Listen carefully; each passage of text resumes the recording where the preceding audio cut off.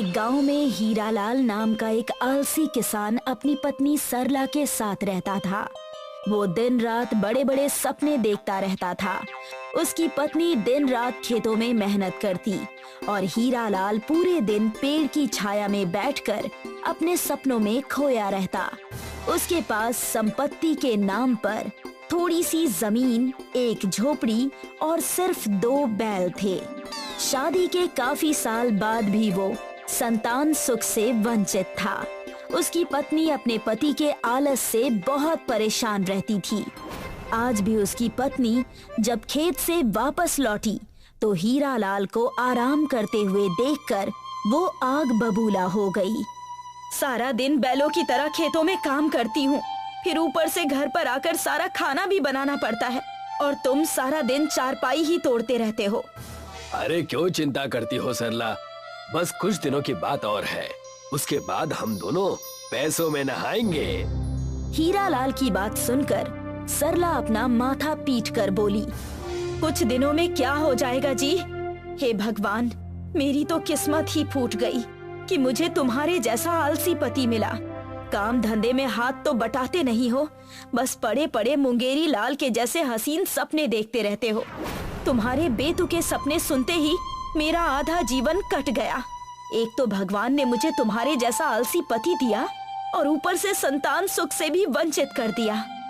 तभी वहाँ पर जमींदार सूरत सिंह अपने आदमियों के साथ हीरालाल के घर में घुस आया और उसने क्रोधित होकर हीरालाल से कहा, मुझे मेरे पैसे वापस चाहिए हीरालाल।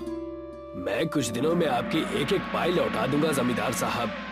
हीरालाल, तू पिछले 6 महीनों से मुझसे ऐसे ही बोलकर बेवकूफ बना रहा है और मैं हर बार तेरी बात पर विश्वास कर लेता हूँ, लेकिन आज मैं खाली हाथ नहीं जाऊंगा। मुझे आज अभी और इसी वक्त अपने सारे पैसे चाहिए। हे भगवान, क्या ये तुमसे भी पैसे लेकर आए हैं? मुझसे क्या पूछती हो? अपने इस निकम्मे पति से क्यों नहीं पूछती? काम का ना काज का, दुश्मन अनाज का।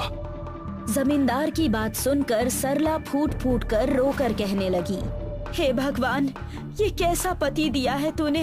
मैं इनके कर्जे चुका चुका कर तंग आ चुकी हूँ।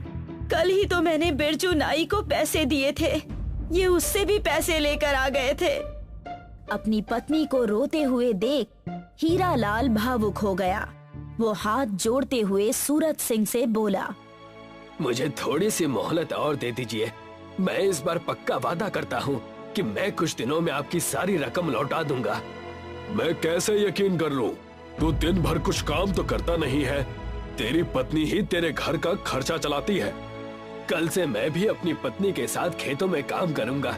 मैं भी एक किसान हूँ, मैं भी मेहनत कर सकता हूँ। हीरालाल, मेरा एक उसूल है, जब भी मैं किसी के घर पर अपना कर्जा लेने जाता हूँ तो खाली हाथ नहीं लौटता। असल तो मैं तुमसे बाद में वसूल लूंगा, पर ब्याज आज तो मैं अभी इससे वक्त लेकर जाऊंगा। दरअसल जमींदार की निगाह हीरालाल की उपजाऊ जमीन पर थी और वो इसी लालच में हीरालाल को वक्त पर वक्त दिए जा रहा था, मगर हीरालाल उसकी चाल को समझ नहीं पाया। सुनो, मैं ब्याज के एवज में तुम्हारे इन 2 बैलों को लेकर जा रहा हूँ। सूरत सिंह की बात सुनकर सरला फूट फूट कर रोने लगी। सरला को रोता देख सूरत सिंह मजाक उड़ाने वाले अंदाज में बोला, रो मत सरला बहन, मुझसे किसी का रोना देखा नहीं जाता।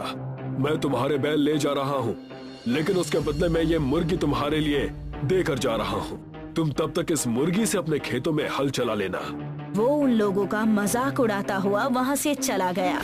सरला फूट फूट कर रोने लगी, हे भगवान, तूने हमें संतान सुख से वंचित क्यों रखा? आज अगर मेरा कोई बेटा होता तो उस जमींदार की इतनी हिम्मत नहीं होती कि वो हमारे बैल ले जा सकता। रो मत सरला, भगवान पर विश्वास रखो, वो हमारी मदद जरूर करेगा। भगवान भी तुम जैसे आलसी लोगों की मदद नहीं करता। लो पकड़ो ये मुर्गी और जाओ खेतों में और खेत जोत कर दिखाओ।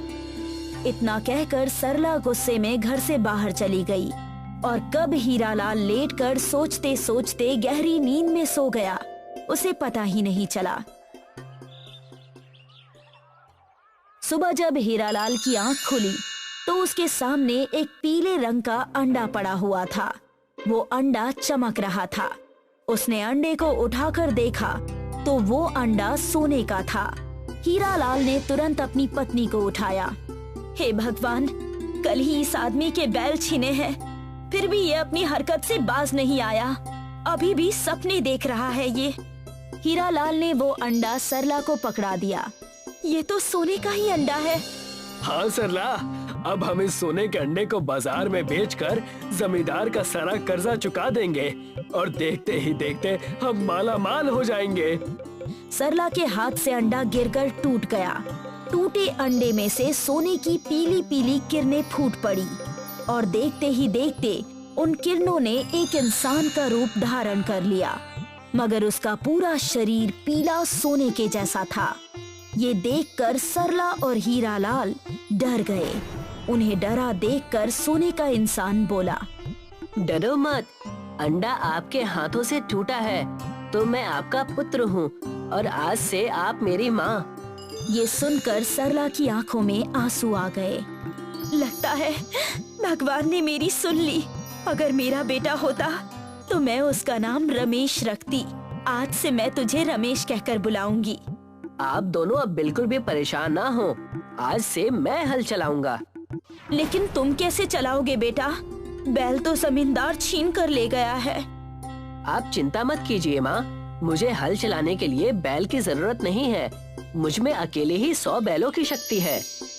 उस दिन के बाद रमेश हीरालाल के खेतों में हल चलाने लगा और इसी बीच रमेश हीरालाल के लिए सगे बेटे से भी बढ़कर हो गया।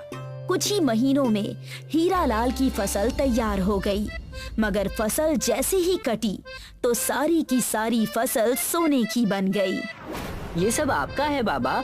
आपकी इच्छा थी कि आप बहुत ज्यादा अमीर बने। समझ लीजिए कि भगवान ने आपकी इच्छा पूरी कर दी है। रमेश ने ये बोला ही था कि जमींदार सूरज सिंह अपने कुछ आदमी के साथ वहाँ पर आ पहुँचा और चीख कर बोला, हीरालाल, मुझे मेरी मुर्गी वापस कर। मैं जानता हूँ उस मुर्गी ने तुझे सोने का अंडा दिया है और उसी सोने के अंडे से तेरा ये बेटा निकला है।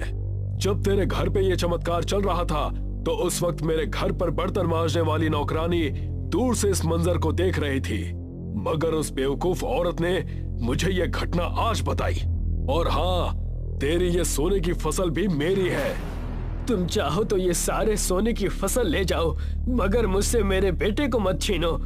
मुझे सिर्फ मेरा बेटा चाहिए, ये फसल नहीं। तू एक नंबर का बेवकूफ आदमी है हीरालाल।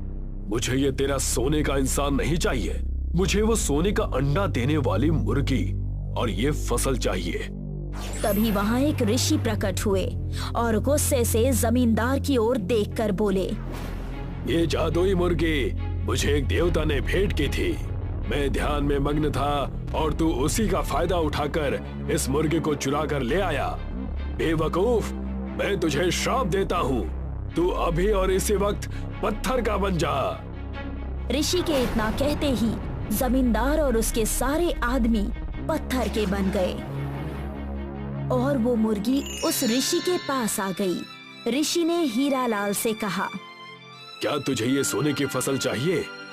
नहीं, मुझे सिर्फ रमेश चाहिए। हीरालाल की बात सुनकर ऋषि ने मुस्कुराकर कहा, अगर तू सोना मांगता तो मैं तुझे भी पत्थर का बना देता। जा, ये सोने की फसल भी तेरी और ये सोने का इंसान भी। इतना कहकर ऋषि और वो मुर्गी वहाँ से गायब हो गए।